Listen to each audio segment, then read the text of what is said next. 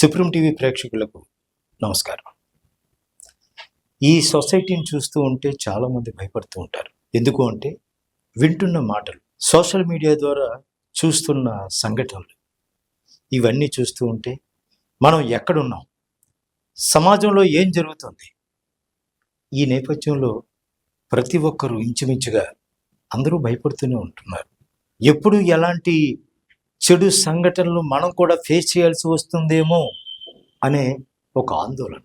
Police యంత్రాంగం ఎంత అప్రమత్తంగా ఉన్నప్పటికీ కూడా ఈ సంఘటనలు అలా జరుగుతూనే ఉన్నాయి, మన కళ్ళ ముందు కదలాడుతూనే ఉన్నాయి, ఆందోళన పెంచుతూనే ఉన్నాయి. అంటే కారణం ఎవరు? నా జీవితం బాగానే ఉంది కదా, ఎక్కడో ఏదో జరుగుతోంది, వింటున్నాను, ఇది చాలా క్యాజువల్, ఇలాంటి మాటలు కొంతమంది సర్ది చెప్పుకుంటూ ఉంటారు, మాట్లాడుతూ ఉంటారు.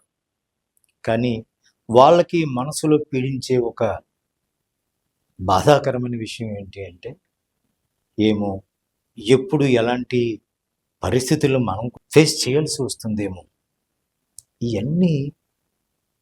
ఇలాంటివన్నీ వింటూ ఉండే వాళ్ళకి, చూస్తున్న వాళ్ళకి సమాజం పట్ల ఆందోళన నిత్యం పెరిగిపోతూనే ఉంటుంది. ఈ మధ్యకాలంలో విశాఖపట్నంలో ఆరిలోవ ప్రాంతంలో చోటు చేసుకున్న ఒక సంఘటన మనందరం ఒకసారి గుర్తు చేసుకుందాం. ఎవరికెవరూ తెలియదు, ఎవరికి ఎవరు పరిచయం లేదు.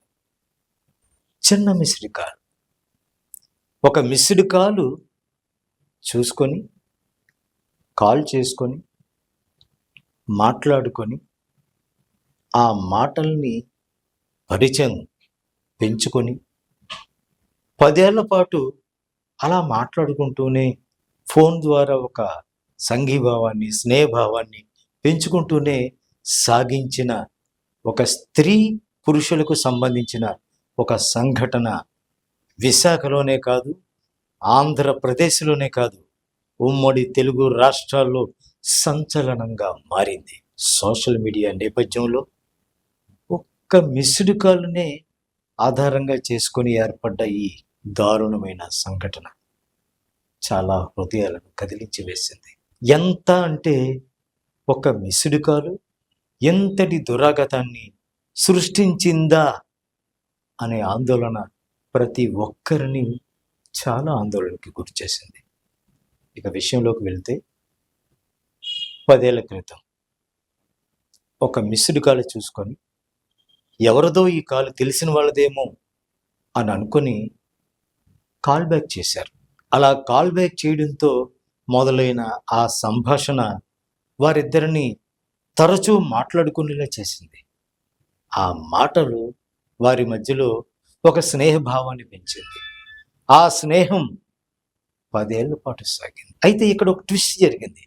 ఏంటి అంటే, ఆ అబ్బాయికి ఒక చిన్న దురలవాటు ఉంది.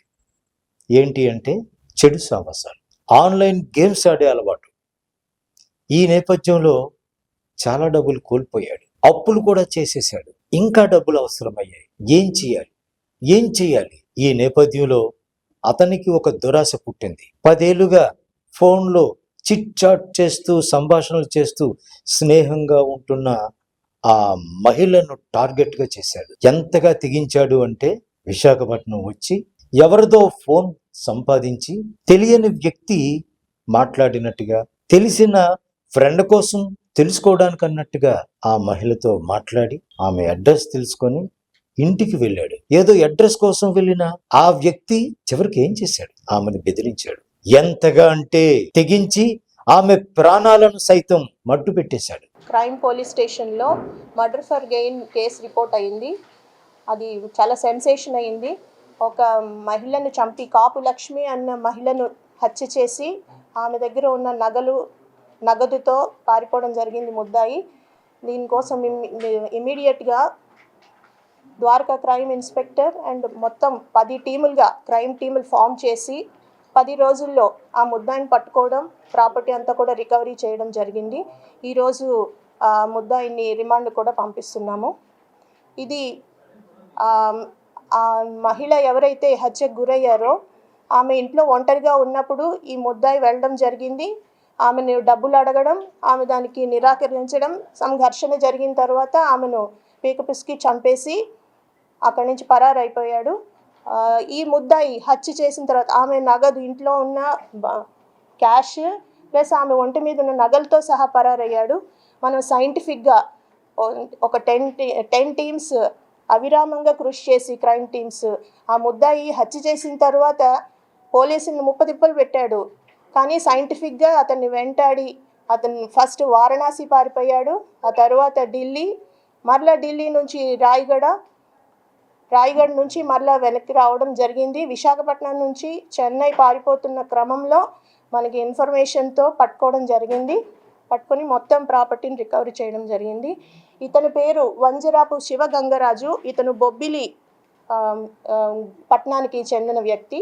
ఇతని మీద అంతకుముందు కూడా కొంచెం క్రిమినల్ హిస్టరీ ఉంది. సో ఈరోజు ఆ ప్రాపర్టీ అంతా రికవరీ చేయడం జరిగింది. ముద్దాయిని రిమాండ్కి పంపిస్తున్నారు. అదే ఇప్పుడు స్నేహాలు చేసినప్పుడు కూడా ఆ వ్యక్తి ఎలాంటి వాడో తెలిసి కొంచెం జాగ్రత్తగా ఉంటుండాలి. ఒంటరి మహిళల్ని టార్గెట్ చేస్తున్నారు ఇప్పుడు గోల్డ్ కోసం.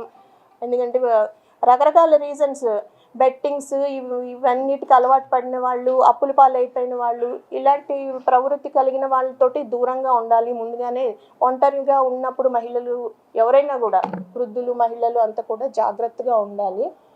స్నేహాలు కూడాను మంచి వాళ్ళ కాదని తెలుసుకొని చెడ్డవాళ్ళు అయితే దూరం చేయాలి.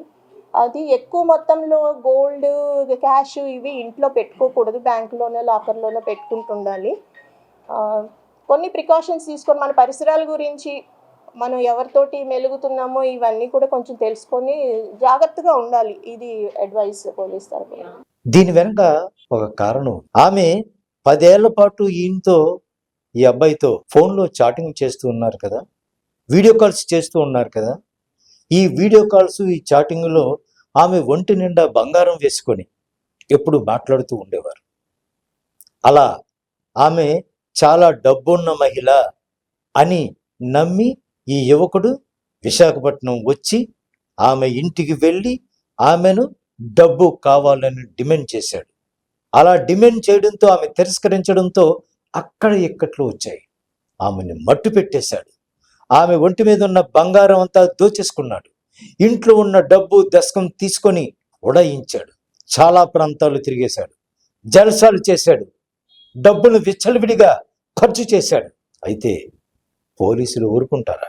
తప్పు ఎక్కడ జరిగినా సరే వెంటనే స్పందించే పోలీసు వ్యవస్థ ఈ విషయంలో కూడా దృష్టి సారించింది. సామాన్యంగా ఏ చిన్న క్లూ దొరికినా సరే విడిచిపెట్టండి పోలీసు యంత్రాంగం.